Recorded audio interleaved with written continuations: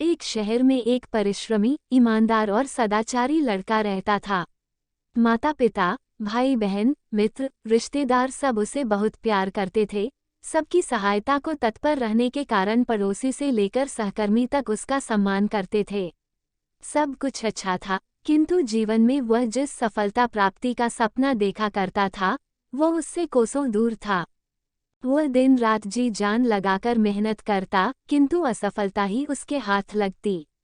उसका पूरा जीवन ऐसे ही निकल गया और अंत में जीवन चक्र से निकलकर वह कालचक्र में समा गया। चूंकि उसने जीवन में सुकर्म किए थे, इसलिए उसे स्वर्ग की प्राप्ति हुई। देवदूत उसे लेकर स्वर्ग पहुँचे। स्वर्गलोक का अलौकिक सौंदर्य देख वह मंत्रमुग्धा हो गया और देवदूत से बोला, ये कौन सा स्थान है? ये स्वर्गलोक है, तुम्हारे अच्छे कर्म के कारण तुम्हें स्वर्ग में स्थान प्राप्त हुआ है। अब से तुम यहीं रहोगे।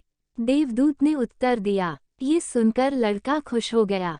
देवदूत ने उसे वह घर दिखाया जहां उसके रहने की व्यवस्था की गई थी। वही एक आलीशान घर था। इतना आलीशान घर उसने अपने जीवन में कभी नहीं देखा था।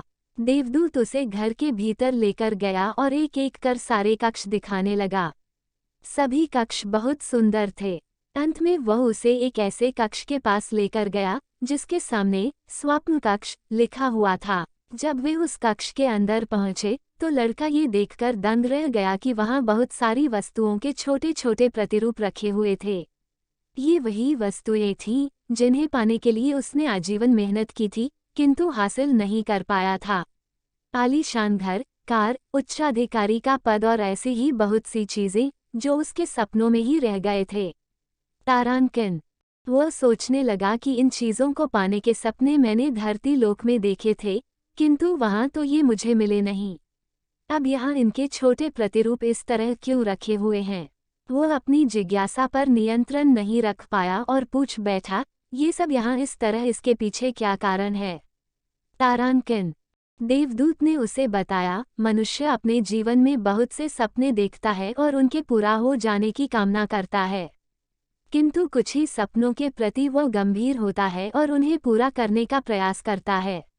ईश्वर और ब्रह्मांड मनुष्य के हर सपने पूरा करने की तैयारी करते हैं, लेकिन कई बार असफलता प्राप्ति से हताश होकर और कई बार दृढ़ निश्चय की कमी के कारण मनुष्य उस क्षण प्रयास करना छोड़ देता है जब उसके सपने पूरे होने वाले ही होते हैं।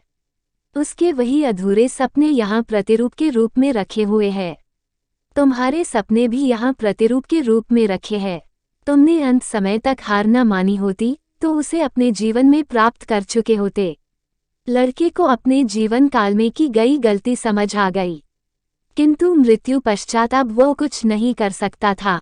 शिक्षा। तारांकन मित्रों, किसी भी सपने को पूर्ण करने की दिशा में काम करने के पूर्व ये दृढ़ निश्चय कर ले कि चाहे कितनी भी मुश्किलें क्यों न आए, चाहे कितनी बार भी असफलता का सामना क्यों न करना पड़े, अपने सपनों को पूरा करने की दिशा में तब तक प्रयास करते रहेंगे जब तक वे पूरे नहीं हो जाते, अन्यथा समय निकल जाने के बाद यह मलाल रह जाएगा कि काश मैंने थोड़ा प्रयास और किया होता।